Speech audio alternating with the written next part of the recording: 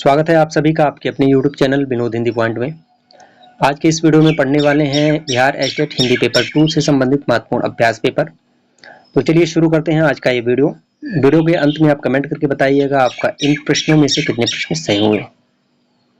अलंकार सिद्धांत के प्रवर्तक आचार्य कौन थे? दंडी, भामह, उद्भट, राजशेखर। तो अलंकार सिद्धांत के प्रवर्तक आचार्य थे आचार्य भामह। भारतीय काव्य शास्त्र से संबंधित प्रश्न पूछे जाएंगे। पेपर 1 की परीक्षा में पूछे गए थे और पेपर 2 में तो पूछे ही जाएंगे। निम्नलिखित संत कवियों में कौन सा संत कवि पढ़ा लिखा था? साधु दयाल, रैदास, कबीर, सुंदरदास। सबसे शिक्षित कवि कौन थे? तो सुंदरदास थे। संत कवियों में सबसे पढ़े लिखे कवि सुंदरदास थे। पद्मावत के अनुच्छेदों का नाम क्या है? सर्ग, कांड, खंड, अंक।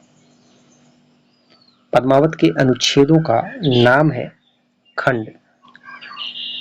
कृष्ण गीतावली नामक काव्य कृति के रचनाकार कौन है? कृष्ण गीतावली। विकल्प को आप पढ़िए, अपने अनुसार उत्तर का चयन कीजिए। तो ये तुलसीदास की रचना है कृष्ण गीतावली। नागार्जुन किस काव्यधारा के कवि हैं? प्रगतिवाद, प्रयोगवाद, अकविता, समकालीन कविता। नागार्जुन प्रगतिवादी कवि हैं। इन्हें यात्री और मैथिली के नाम से भी जाना जाता है। दिनकर की कौन सी काव्य कृति भीष्म पितामह एवं धर्मराज के संवाद के रूप में रचित है? रश्मिरथी, कुरुक्षेत्र, उर्वशी। इनमें से कोई नहीं। भीष्म पितामह एवं धर्मराज के संवाद में रचित है कुरुक्षेत्र। निम्नलिखित में कौन नवगीत के प्रसिद्ध उन्नायक कवि हैं? वीरेंद्र मिश्र, दुष्यंत कुमार, भवानी प्रसाद मिश्र, सर्वेश्वर दयाल सक्सेना। नवगीत के प्रसिद्ध उन्नायक कवि कौन है?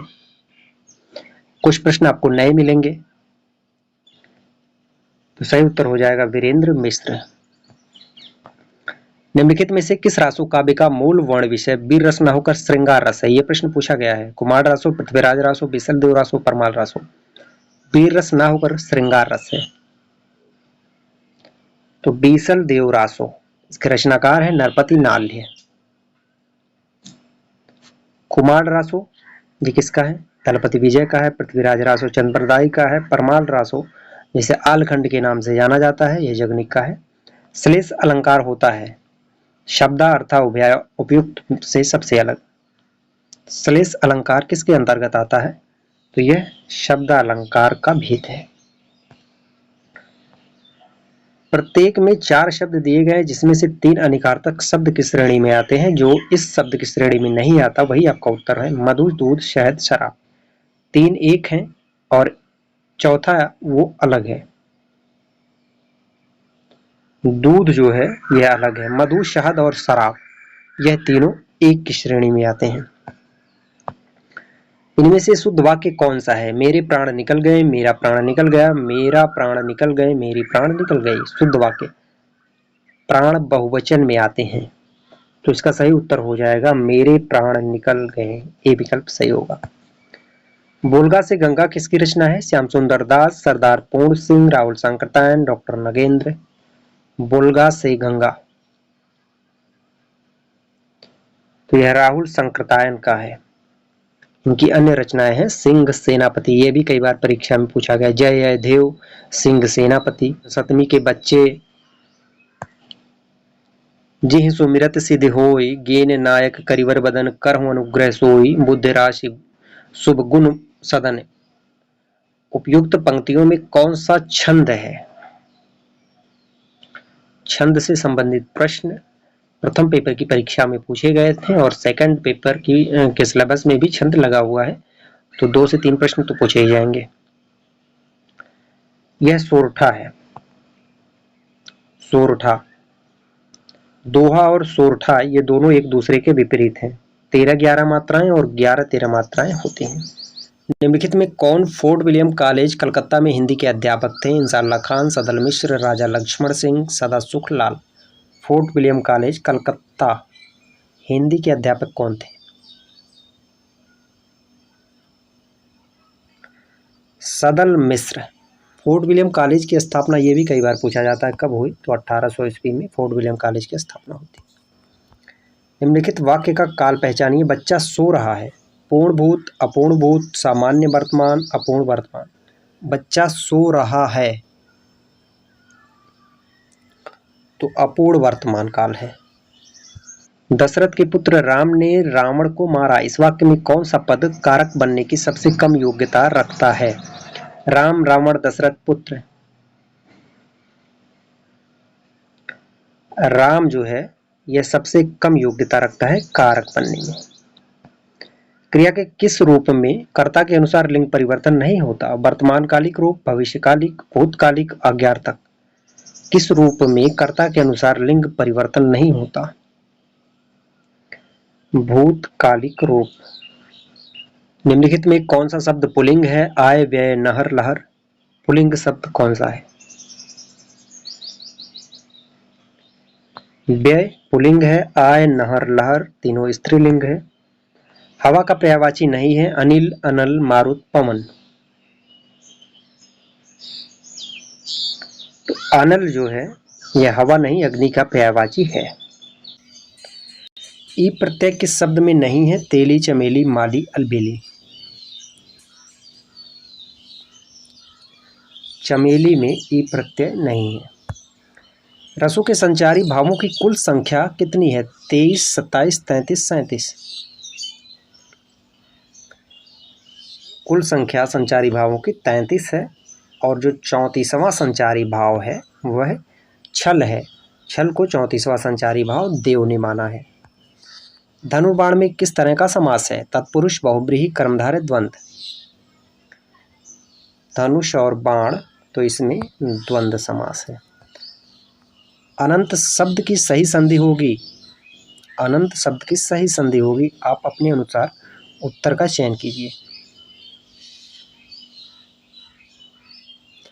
तो इसमें जो है अन जमा अंत बे विकल्प सही होगा, व्यंजन संधि है इसमें। रानी केतकी की कहानी के लेखक कौन है? सदल मिश्र, लल्लू लाल, इंसाअल्लाह खान, सदा सुखलाल। रानी केतकी की कहानी जिसका दूसरा नाम है उदयभान चरित और इसके लेखक हैं इंसाअल्लाह खान। सदल मिश्र की रचना का नाम है नासिकेतोपाख्यान, सदल मिश्र का है। और लल्लू लाल का है प्रेम सागर। सदा सुख लाल की रचना का नाम है सदा सुख लाल सुख सागर है, सदा सुख लाल की रचना का नाम। सर्वनाम को कितने भेद होते हैं? 6, 5, 7, 4। सर्वनाम के कितने भेद होते हैं? 6 भेद होते हैं और इसमें पुरुषवाचक, निजवाचक, निश्चयवाचक, अनिश्चयवाचक, संबंधवाचक और प्रश्नवाचक, ये 6 भेद होते हैं सर्वनाम के। खल का क्या अर्थ है? 4 विकल्प दिए गए हैं। खल का अर्थ आपको बताना है विश्वासघाती, निर्लज्ज, नीच, दुर्जन, दुष्ट, धोखेबाज, खली, खरल। खल का क्या अर्थ है? इसका अर्थ हो जाएगा नीच और दुर्जन। निम्नलिखित में से बर्तनी की दृष्टि से अशुद्ध शब्द का चयन कीजिए। अशुद्ध शब्द कौन सा है? 3 शुद्ध है, 1 अशुद्ध है। शरद चंद्र ये भी शुद्ध है, यानी कवित्री तीनों शुद्ध हैं। शमश्रु, शमश्रु का अर्थ है मूछ, लेकिन ये अशुद्ध लिखा गया है। रिक्शा शब्द किस भाषा का है? अंग्रेजी, उर्दू, तुर्की, जापानी। रिक्शा, तो रिक्शा जो है यह जापानी भाषा का शब्द है। संस्कार शब्द में किस उपसर्ग का प्रयोग हुआ है? शम, शन, सम, संस। संस्कार, संस्कार में व्यंजन संधि है और इसमें शम उपसर्ग का प्रयोग हुआ है। ए विकल्प सही होगा। जगत शब्द के चतुर्थी एक वचन का रूप है। जगते, जगतः, जगतो, जगदभ्य। जगत शब्द के चतुर्थी एक वचन का रूप है, तो इसमें जगते होगा। भगवान करे तुम जल्दी अच्छे हो जाओ, उदाहरण है विधिवाचक, संकेतवाचक, इच्छावाचक, विस्मयवाचक। भगवान करे तुम जल्दी अच्छे हो जाओ।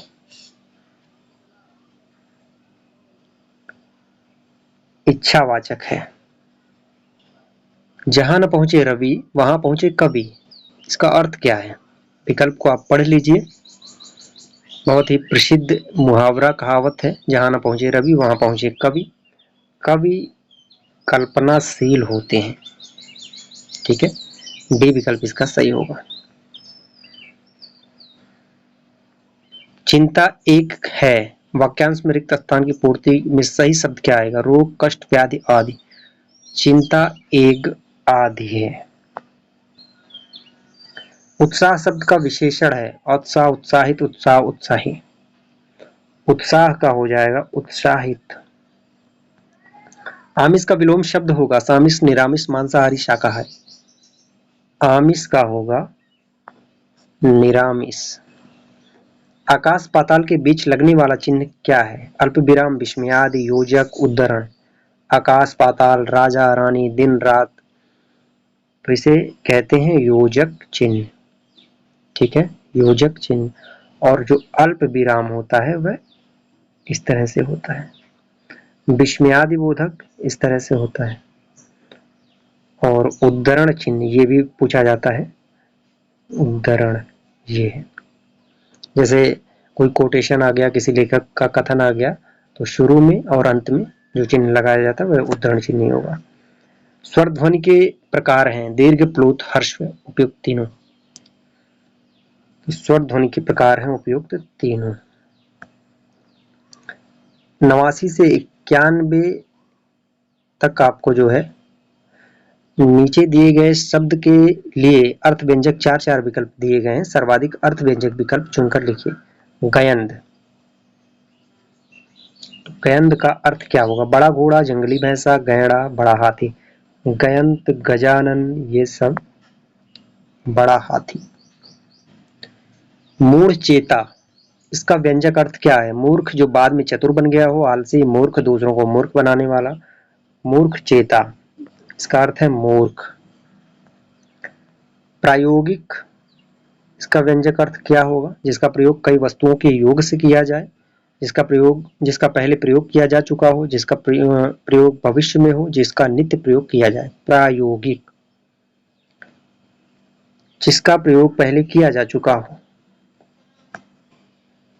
पापी मनुज भी आज मुख से राम राम निकालते हैं, इस काव्य पंक्ति में अलंकार है। विरोधाभास, दृष्टांत, विभावना, उदाहरण। पापी मनुज भी आज मुख से राम राम निकालते हैं, तो इसमें विरोध हो रहा है, विरोधाभास अलंकार है। शांत रस का स्थायी भाव क्या है? निर्वेद, रति, श्रृंगार, ग्लानि। स्थायी भाव से संबंधित प्रश्न पूछे जाएंगे तो शांत का निर्वेद होगा। श्रृंगार का क्या होगा? श्रृंगार का हो जाएगा रति। भारतवर्ष के लिए हिंदी भाषा का नाम सबसे पहले किसने सुझाया? रविन्द्रनाथ ठाकुर, मदन मोहन मालवीय, राजा राम मोहन राय, महात्मा गांधी। तो सबसे पहले नाम किसने सुझाया? सबसे पहले हिंदी का नाम का जो सुझाव दिया था वह राजा राम मोहन राय ने दिया था। देव जो महान है यह किस समास का उदाहरण है? कर्मधारय, बहुब्रीहि, तत्पुरुष, अव्ययी भाव। देव जो महान है कर्मधारय होगा। ठीक है, इसमें जो है प्रथम पद विशेषण होता है कर्मधारय में, और दूसरा पद विशेष यानी संज्ञा होता है। बहुब्रीहि में तीसरा अर्थ को निकल कर आता है। आज की प्रश्नोत्तरी यहीं पर समाप्त होती है। आप कमेंट करके बताएं इन प्रश्नों में से आपके कितने प्रश्न सही हुए। मिलते हैं अगले वीडियो में कुछ नए प्रश्नों के साथ, तब तक के लिए नमस्कार।